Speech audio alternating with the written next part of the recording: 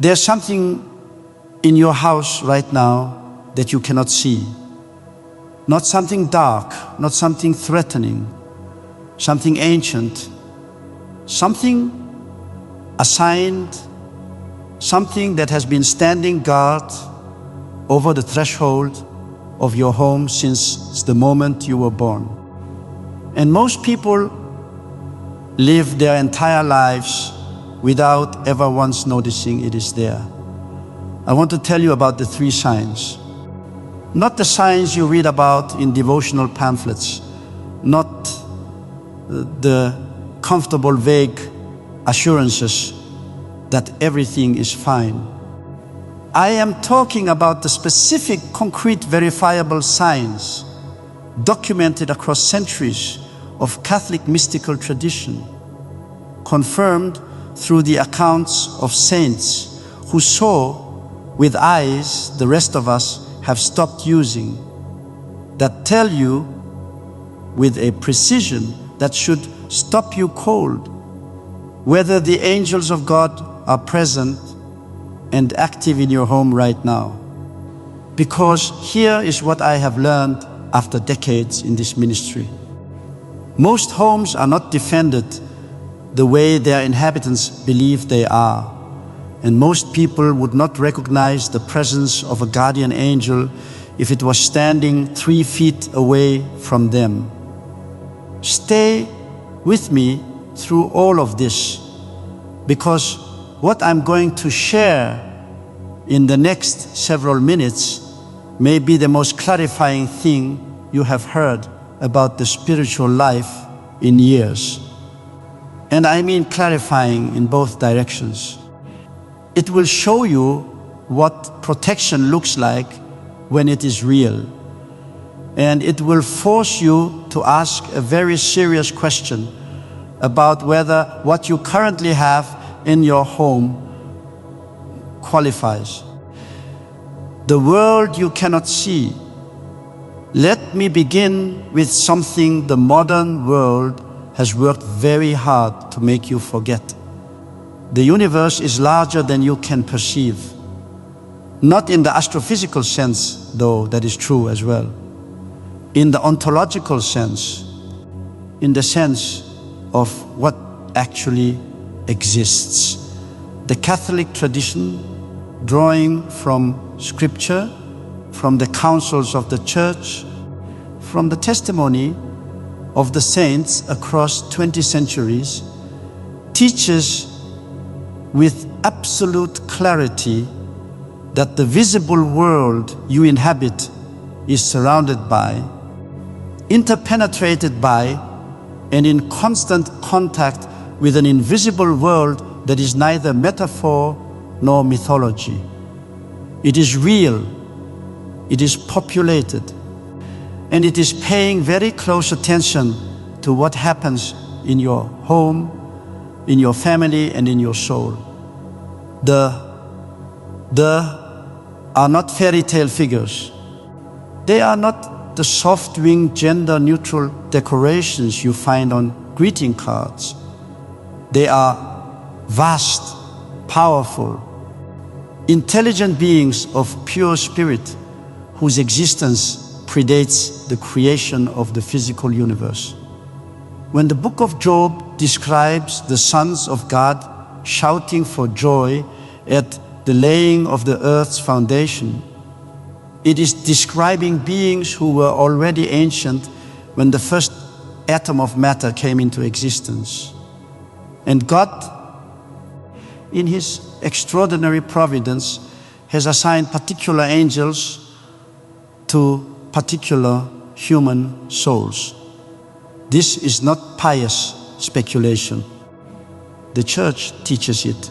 Scripture confirms it in the words of Christ Himself, who says in the Gospel of Matthew that the little ones have angels in heaven who always behold the face of the Father. Always. Not occasionally. Not when they remember. Always. Your guardian angel has never stopped looking at the face of God on your behalf. that is not a devotional sentiment. That is a theological statement about an ongoing supernatural reality that is happening right now as you sit wherever you are sitting, in whatever condition your soul is in. The question, and this is the question I want you to hold throughout everything I'm about to say, is not whether the angel is there. The question is whether your home has created the conditions in which that angel can work. Because that distinction matters enormously, and almost no one talks about it. What the tradition tells us, I want to take you into territory that the contemporary church rarely visits with any depth because it makes people uncomfortable. It requires admitting that the spiritual world operates according to principles, that those principles have practical consequences, and that not every home is spiritually equivalent regardless of what the family believes about themselves. The mystical tradition of the church is precise about this. The saints who had extraordinary access to the invisible world, and I am thinking here of figures like Padre Pio, of Saint Gemma Galgani, of the Cure of Ars, of countless others whose accounts have been examined and ratified by the church across centuries. These individuals did not describe angelic presences uniformly distributed across all environments equally. They described it as responsive. This word matters. Responsive. The angelic presence in a home, the degree to which a guardian angel can operate with full force and full effect in and around the people it is assigned to protect, is not fixed. It is not automatic. It is not independent of the spiritual condition of the home and the souls within it. This is not a cause for despair. I want to be clear about that immediately because I know how this can be heard. This is not God withdrawing His protection as punishment. God does not work that way. This is more like the difference between a fire that has been given fuel, oxygen, and a proper hearth, and a fire that has been slowly starved of all three. The fire wants to burn. The conditions either help it or hinder it. The angelic mission assigned to each soul wants to be fulfilled. The question is always whether the conditions of a life and of a home is the accurate of the kind that fan the flame or quietly smother it. Now, here's where I need you to understand something that changed the way I look at the cases I have encountered in this ministry. For many years, I approached spiritual warfare primarily from the perspective of threat. What is attacking? What doors have been opened? What ground has the enemy claimed? These are real and urgent questions, and I still ask them. But I have come to understand that there is an equally important frame, and it is the frame of presence rather than absence. Not just what darkness has entered, but also what light is being blocked. Because sometimes the most significant spiritual problem in a home is not that something demonic has moved in. It is that the angelic activity that should be overwhelming, the constant, powerful, grace-saturated ministry of creatures who stand before the face of God, has been reduced to a kind of spiritual whisper in an environment so loud with the world's noise that even a whisper of heaven cannot be heard. And that is exactly what the enemy wants. He does not always need to attack directly. Sometimes he simply needs to fill the space so completely with distraction, with noise, with moral compromise, with the slow erosion of prayer, that the angelic presence in a home goes from a roaring fire to an ember. The family living in that home still has a guardian angel, but they cannot feel it. They cannot perceive it, and they have no idea what they are missing. This is the situation I believe describes the majority of Christian homes in the Western world today. Not possessed, not infested in the classical sense, but spiritually impoverished in a way that leaves them far more vulnerable than they know. So then, the three signs. I want to be precise about what I mean when I describe these signs, because I'm not speaking of extraordinary mystical phenomena available only to saints. I am speaking of signs that are accessible to ordinary people living ordinary lives. Signs that the tradition identifies as markers of genuine, active, unobstructed, angelic presence in a home. The absence of these signs is not a condemnation. It is a diagnosis, and diagnoses are useful. The first sign, an atmosphere of peace that has no natural explanation.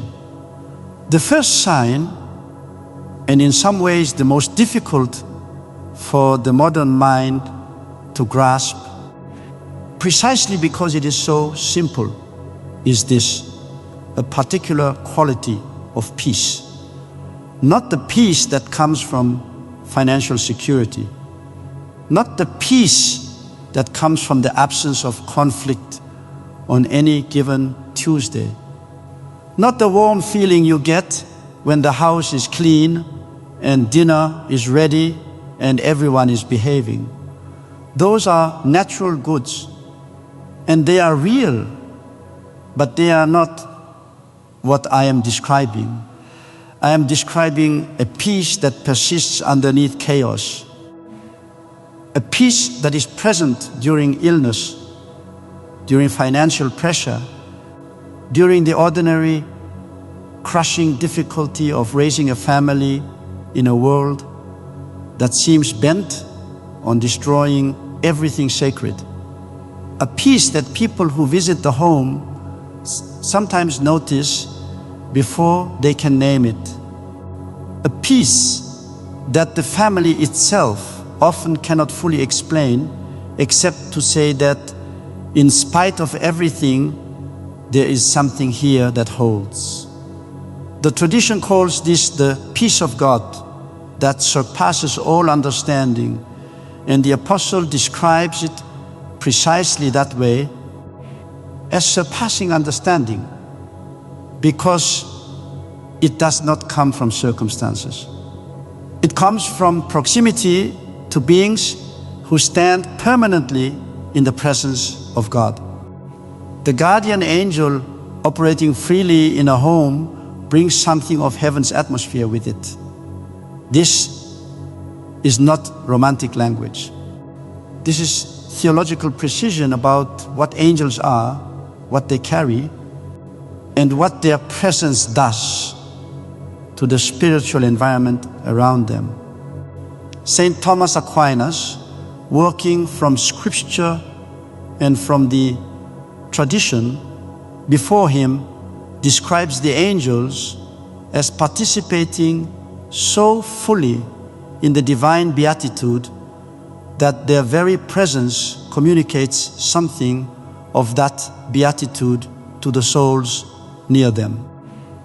Not in the direct way that God communicates grace, but in a secondary participatory way that the tradition consistently associates with consolation, with spiritual courage, with the particular gift of interior quiet in the midst of exterior disorder. When Padre Pio was asked about his guardian angel, he described the angel's presence with language that people who had spent time near Padre Pio himself would have recognized as analogous to what they experienced near him. A quality of recollection, of depth, of something settling in the soul. Now, why do some homes have this and others do not? This is where the diagnosis becomes important. The atmosphere of supernatural peace is not produced by the mere presence of a guardian angel, because the guardian angel is always present. It is produced by the unobstructed ministry of the guardian angel, and that ministry is obstructed primarily by two things: serious unconfessed sin and the sustained absence of prayer. Let me be careful here, because I do not want to create a mechanical picture of grace. Serious sin in a home does not cause the guardian angel to abandon the soul. The angel's love for the soul it is assigned to is real, ordered, and persistent. But serious sin, mortal sin, sin that has severed the soul from the life of grace, creates a spiritual environment in which the angel's ministry, particularly its consoling and protective functions, is significantly hindered. The immortal sin has cut itself off from the primary conduit through which the angel's ministry flows. Sanctifying grace. This is not punishment. This is physics, spiritual physics. You cannot receive the benefits of a supernatural reality while simultaneously severing your connection to the supernatural order. The connection is restored through confession. And when it is restored, when a soul returns to the state of grace, the accounts of the saints consistently describe a corresponding renewal of spiritual consolation that they associate directly with the activity of their guardian. The absence of prayer creates a different problem. Prayer is not merely communication with God. Prayer is also, in the traditions, understanding the primary way in which a human soul participates consciously in the spiritual order. A home without prayer is a home that has chosen, at least functionally, to operate as if the invisible world does not exist. And a soul that operates as if the invisible world does not exist cannot perceive what is happening within it. The peace is available. The angel is present. But the household has, not through malice, but through neglect, and created conditions in which that peace cannot be experienced, cannot be recognized, cannot be received. The first sign of angelic presence, then, is this inexplicable, persistent, underlying peace. And the diagnosis question you must ask yourself is honest and simple. Is that what my home feels like? Not always, not perfectly, but characteristically in its baseline, in what it returns to after disruption. If the answer is no, if what your home characteristically returns to is anxiety, agitation, irritability, a low-grade spiritual restlessness that no amount of entertainment or distraction can fully address. That is not just a psychological observation, that is spiritual information. The second sign, an intuitive awareness of moral danger. The second sign is more precise, and I want to take time with it because I think it is the sign most commonly present, but least recognized for what it is. There is a faculty in the human soul that the tradition calls conscience. Most people understand conscience as the voice that tells them when they have done something wrong. That is part of it, but the tradition's account of conscience is richer and more dynamic than post-violation guilt. Conscience, when properly formed and operating in a soul in the state of grace, is also anticipatory. It alerts, it warns. It creates in the soul a kind of unease, a discomfort, a drawing back before the wrong act is committed, not only after. Now, the guardian angel's role in relation to conscience is something that several of the church's theologians have addressed. And the picture that emerges is remarkable. The angel does not speak to the soul in words, ordinarily. The tradition is very consistent on this. Angelic communication with human souls in the ordinary course of providence happens through what the tradition calls illumination of the intellect and movement of the will. Interior promptings that feel to the person receiving them like their own thought, their own instinct, their own sense of something being right or wrong. This is not a recipe for confusion. The mystics are very clear that genuine angelic inspiration is characterized by certain qualities. It is ordered. It is oriented toward God. It is accompanied by a kind of clarity rather than anxiety, and it persists. It does not evaporate the moment you want it to. When a guardian angel is operating freely in a soul that is open to receive it, one of the primary effects is a heightening of this anticipatory moral awareness. The person finds themselves hesitating before they would normally hesitate. They find themselves feeling a particular discomfort about a situation or a content or a relationship that on the surface seems harmless. They find themselves pulled away from certain environments, certain conversations, certain choices by something they cannot fully articulate. Saints describe this in very concrete terms.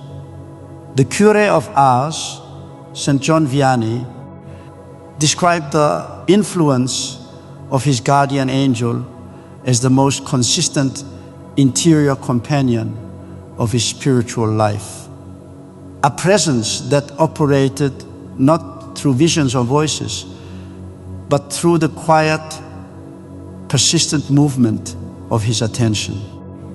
The angel kept directing his attention toward God, kept drawing it back when it wandered,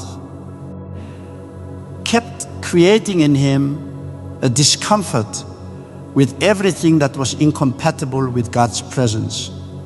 St. John Vianney also said something remarkable about the relationship between the guardian angel and conscience. He said that the people who confessed to him, who had the most difficulty feeling the promptings of conscience, who had the most trouble distinguishing between what was good and what only seemed good were almost universally people who had long since stopped listening to the interior movements that their guardian had been sending them consistently for years. They had not lost the angel, they had trained themselves not to hear it. This is the mechanism of spiritual desensitization. It is not dramatic. It does not announce itself. It happens the same way any other form of desensitization happens. Through repeated exposure to a stimulus until the stimulus no longer registers. Every time a person feels the interior prompting of their guardian and overrides it, chooses the content anyway, enters the conversation anyway, makes the compromise anyway, the threshold at which that prompting registers rises slightly over years, over decades, over a lifetime of small choices to ignore the angel's movement. The faculty does not disappear. The angel does not stop sending, but the soul has trained itself into a kind of spiritual hearing loss. And the terrifying consequence of this hearing loss is that the soul loses its most important early warning system for moral danger precisely at the moment in history when the number of threats requiring a functioning early warning system has never been higher. Your children are facing moral dangers that are unprecedented in their speed, their sophistication, and their accessibility. The content that is one click away from a 13-year-old in your home today would have required deliberate, sustained effort to access 25 years ago. The ideological formation happening through the devices in their pockets is happening continuously, relentlessly, and without the natural friction of physical distance and social consequence that once made moral compromise at least effortful. A child whose guardian angel is operating freely and whose conscience has been formed and kept sensitive has an interior warning system capable of navigating that environment. A child whose guardian angel is being consistently ignored, and because the home has no prayer, no sacramental life, no environment in which the interior life is valued and cultivated, that child is navigating the most complex moral landscape in human history with a dead compass. The second sign of active angelic presence in a home is this: a functioning, sensitive, anticipatory moral awareness in the members of that household. Not a legalistic anxiety, not scrupulosity, which is a disorder, not a virtue, but a genuine working capacity to feel the angel's warning before the danger arrives. The question to ask yourself: in your home, do people hesitate? Do they feel things before they can explain them? Do your children come to you and say, something felt wrong about that, before they can articulate why? Is there a culture in your household of listening to those interior movements, of taking them seriously, of treating conscience not as an inconvenience to be managed, but as information to be honored? If yes, that is a sign If not, if the household culture treats interior discomfort as an obstacle to getting what one wants rather than as potentially divine information, then the angel is still sending, but no one is receiving. And that gap is not trivial. The third sign, a pattern of protection that exceeds coincidence. The third sign is the one most likely to be dismissed by the rationalistic mind. And yet it is the one that, in my experience, is the most consistently reported by families who are living a genuine interior life. It is the pattern of protection. Let me describe what I mean precisely. I am not talking about miraculous deliverances, though those happen, and the church has documented them extensively across the centuries. I'm talking about something more ordinary, and in its ordinariness, more theologically significant. A pattern repeated over time of circumstances that, taken individually, could be explained by coincidence or good fortune, but taken together across a sustained period of sincere faith, regular prayer, and sacramental life begin to accumulate into something that exceeds what probability would predict. The car that breaks down before the trip that would have ended in catastrophe. The impulse to take a different route that later turns out to have been significant. The unexpected encounter that arrives at precisely the moment of need. The illness that is caught early because of a doctor's appointment made on a whim. The phone call from a friend that interrupts a moment of serious temptation. The tradition is explicit about this. The guardian angel's mission includes what the church has always called particular providence, the specific individualized care of God for each soul, mediated in significant part through the ministry of the assigned angel. This is not superstition. This is theology grounded in Scripture and the Fathers and the consistent teaching of the doctors of the church. The book of Tobit, which the church accepts as Scripture and which is one of the most extended meditations in the entire biblical tradition on angelic ministry, presents the action of the angel Raphael precisely in these terms, not as a series of spectacular miracles, but as a sustained pattern of guidance, protection, and providential arrangement that only becomes visible to Tobias and his family after the journey is complete, and they can look back and see what had been happening all along. This is how angels most often work, not in the spectacular foreground, in the quiet background, in the pattern that reveals itself to those who have eyes trained to see it. And here's the diagnostic question.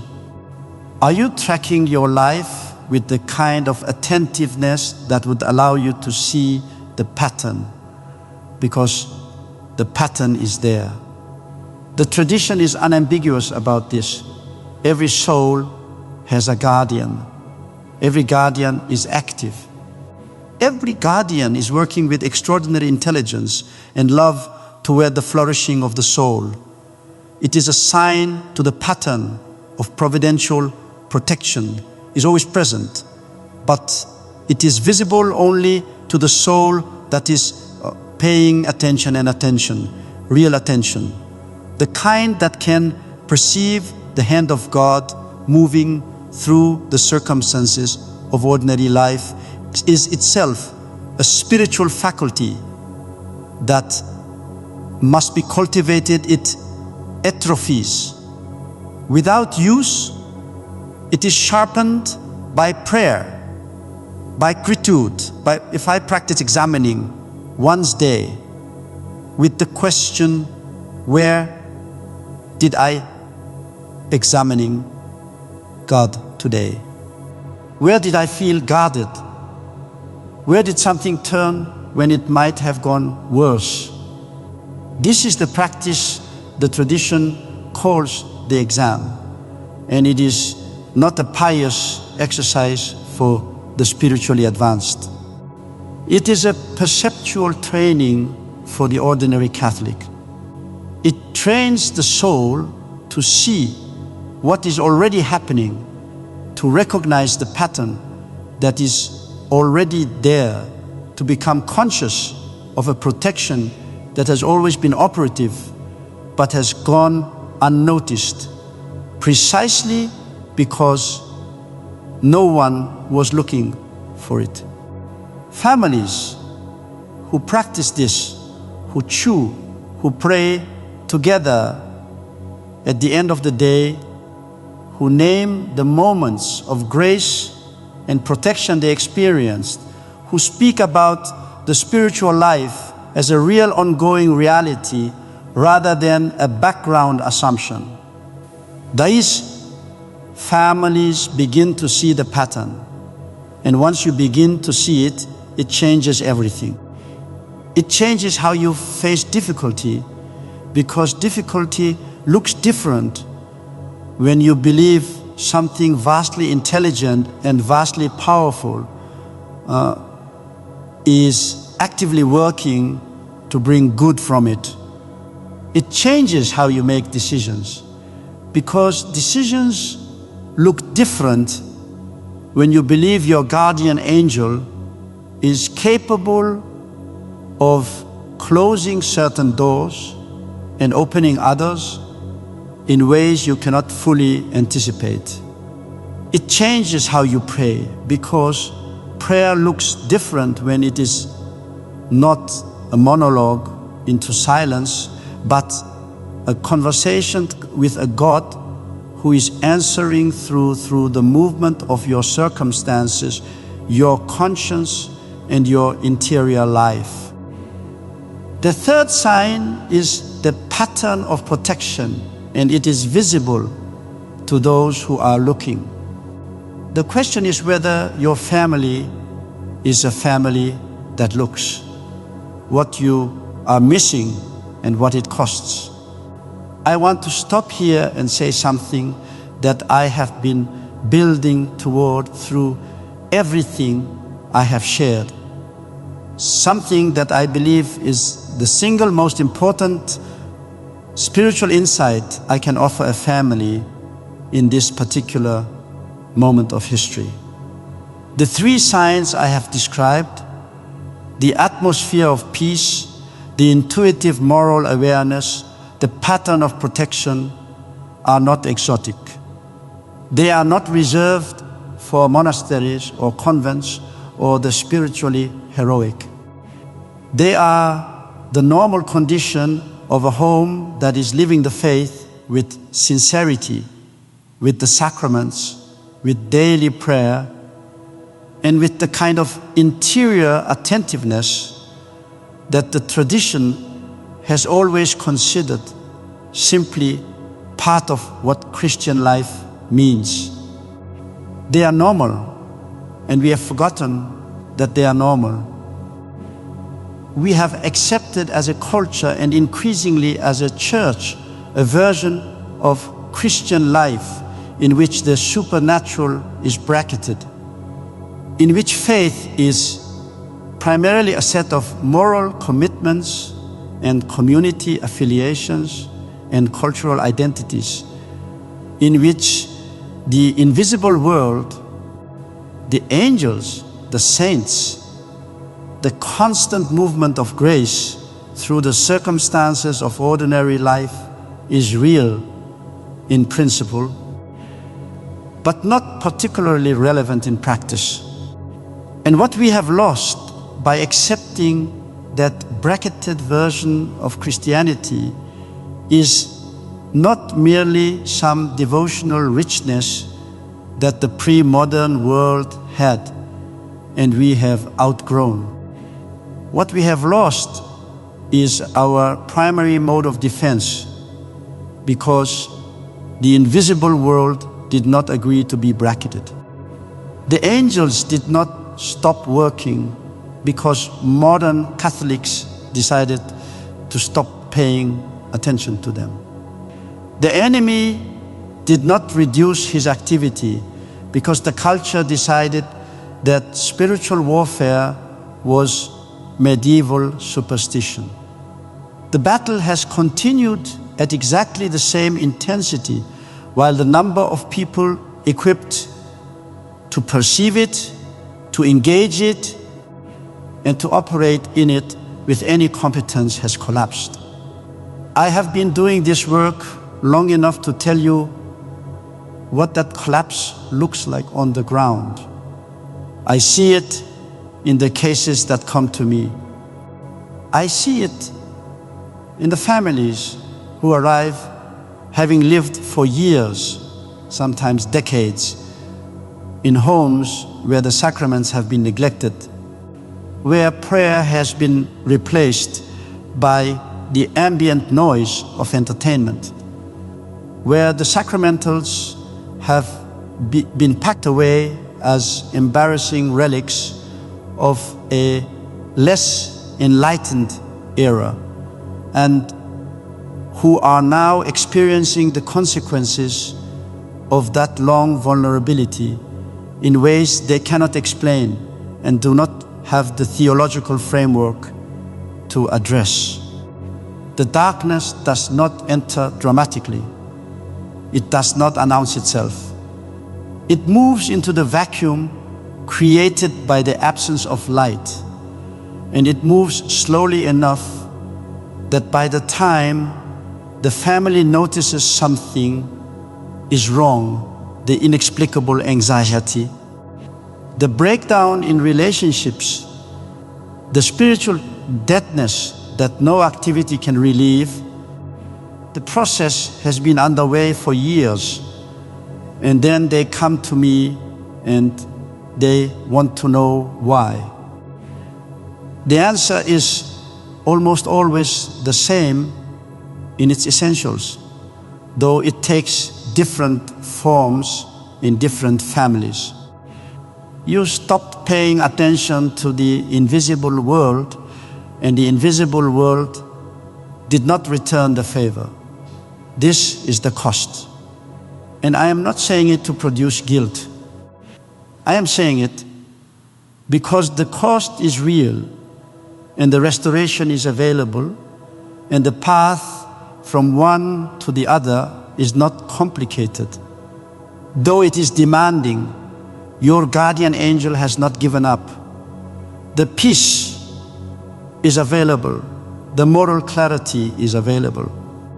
The pattern of protection is available, but you have to create the conditions in which these things can operate. You have to reopen what you have closed. The deeper question. Here is what I want you to sit with for a moment before I move to what can be done.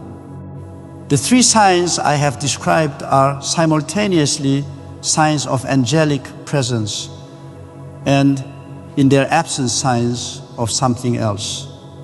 Not necessarily of demonic activity, though that is always a possibility that must be considered in serious cases, but at minimum signs of spiritual poverty of a household operating without the protection and guidance it was designed to receive. And I want to ask you a question that I suspect most people who have watched this far have been quietly asking themselves already. Which describes your home? Not in the idealized version of your home. Not on your best day or during Advent, when the family is briefly more focused, or in the week after a retreat, when everyone is temporarily more serious about the faith, in the ordinary, in the habitual, in the characteristic texture of daily life in your household, is there peace? Not manufactured, not forced, but the particular quality of peace that belongs to a home under angelic guard. Is there a living conscience in the adults, in the children? A sensitivity to the interior promptings of grace that functions as a real moral compass rather than a theoretical one? Is there a pattern of protection that you notice and name and give thanks for? A pattern that you can trace back across the months and years of your family's life and recognize the hand of something vastly wiser and more careful than chance? If the answer to all three is yes, not perfectly, not without failure, but characteristically in the baseline quality of your spiritual life, then what you have is precious. And my word to you is protected. Protected fiercely.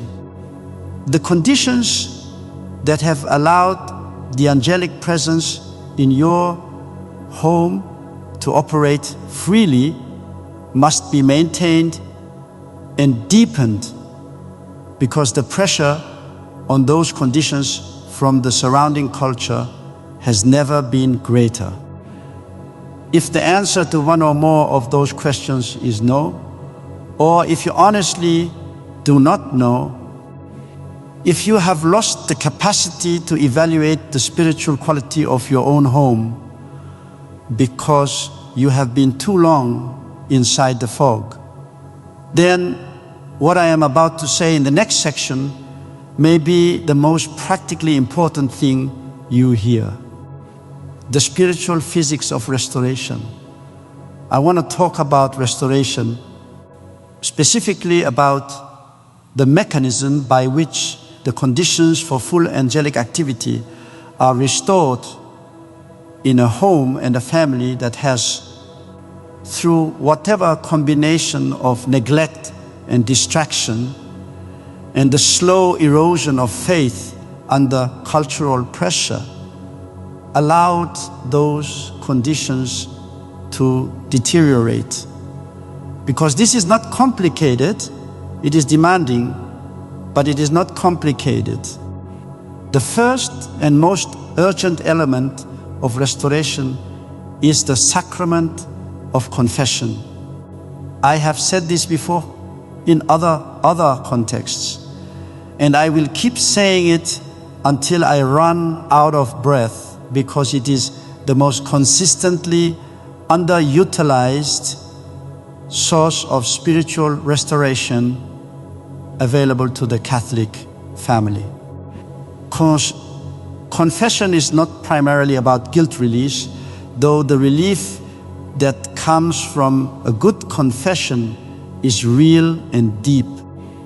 Confession is the sacrament by which sanctifying grace is restored to a soul that has lost it through mortal sin, and by which venial sin, the accumulated weight of daily compromise and small choices against the good, is addressed, named, and placed before the mercy of God.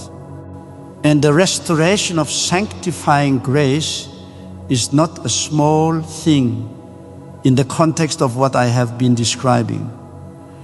Remember, the guardian angel's ministry flows most powerfully through the soul that is in the state of grace.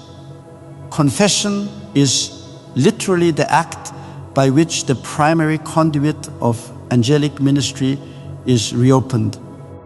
I have spoken with many people over the course of this ministry who describe a remarkable experience following a sincere, thorough confession after a long absence from the sacrament.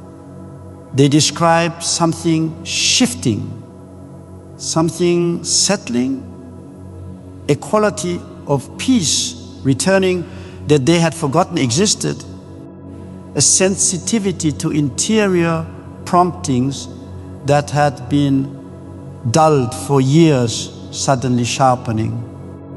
They do not always have the theological language to describe what happened, but I do. The angel's ministry was restored to full capacity.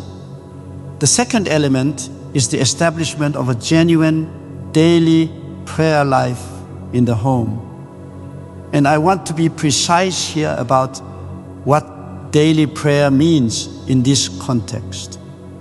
Because I think there are many Catholic families who pray and who say grace before meals, who attend Mass on Sunday, who turn to God in moments of crisis, who would describe themselves as praying families, but who have in fact nothing that functions as a structured daily encounter with God. The distinction matters.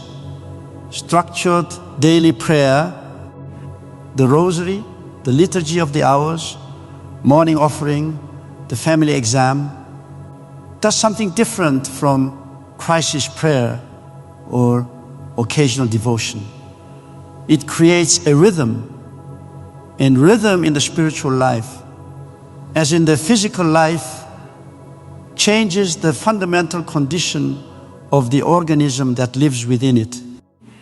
A family that prays together every morning creates over time a household atmosphere in which the interior life is simply part of the air. The children grow up assuming that the supernatural is real because they have been given daily experience of the posture of orienting toward it.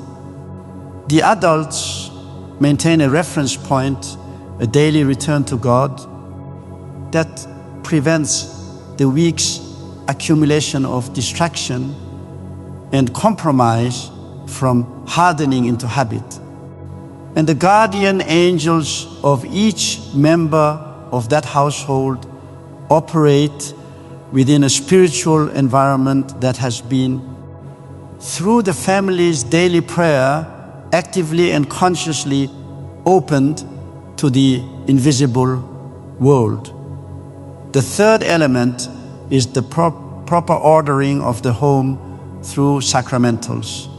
Holy water at the threshold, blessed crucifixes on the walls. A blessed image of Our Lady in a place of prominence, the brown scapular worn by the family members who have enrolled. These are not decorations, and they are not superstitions. They are physical matter that has been set apart by the Church. Matter through which, in ways that are real, if secondary, the grace of God operates in the spatial environment of the home. The tradition is consistent on this.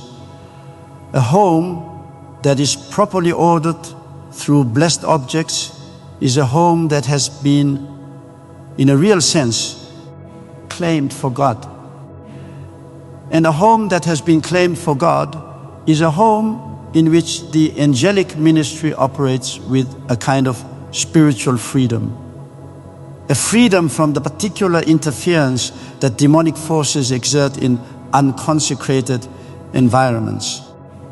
I have gone into homes in serious spiritual distress, homes where the darkness was palpable, where even natural explanations for the disturbance could not account for everything that was happening. And I have witnessed the change that occurs when holy water is brought in, when blessed crucifixes are placed on the walls, when the rosary is prayed for the first time in those rooms. the change is not always immediate. The spiritual environment of a home that has been in distress for years does not shift in a single afternoon, but it shifts. And the direction of the shift is consistent and reliable and grounded in zeros and years of the church's experience with exactly these tools in exactly these situations. The fourth element is the cultivation of what I want to call spiritual attentiveness, the practice of paying attention to the invisible world with the sense, regularity, and seriousness that a family brings to paying attention to the physical world. This is the practice of the exam I mentioned earlier. It is the practice of speaking as a family about the spiritual life as a real ongoing reality, of naming grace when you see it, of speaking of the guardian angels as real and present and active, of teaching children to say good morning to their guardian angel, to ask for the angel's guidance before decisions, to give thanks at the end of the day for the protection and prompting they have received. This sounds simple. It is not easy in a culture that treats all of this as charming but not serious. But it is the practice by which the perceptual capacity to see the three signs is developed and maintained. And without that perceptual capacity, the signs go unseen even when they are fully present. Emotional reflection.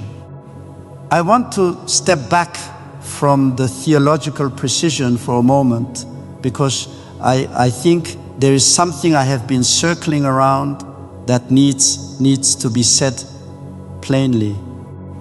The reason I find the subject of guardian angels so important, more important than perhaps any single element of popular Catholic piety, is not primarily theological, though the theology is rich and demanding and worth a lifetime of study. It is personal. I have been in rooms where the darkness was so thick and so hostile that the physical sensation of it was undeniable even to people who had no particular spiritual sensitivity.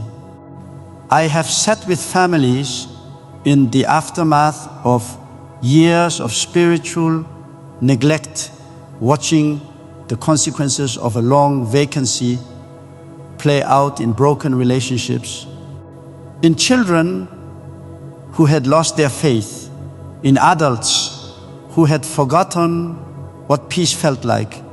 And I have also been present at the other thing. I have been in homes, not many, but enough, where the atmosphere of what I described as the first sign was so present, so unmistakable, that it was the first thing you noticed when you crossed the threshold. A stillness, a quality of depth, not the absence of difficulty. These were not families without struggle, but a foundation under the struggle that held. I have spoken with parents in those homes about their children and what they described, the children's intuitive avoidance of moral danger, their sensitivity to interior promptings, their matter-of-fact relationship with the invisible world matched exactly what the tradition describes as the signs of a household under genuine angelic protection. And I have been present for the moments when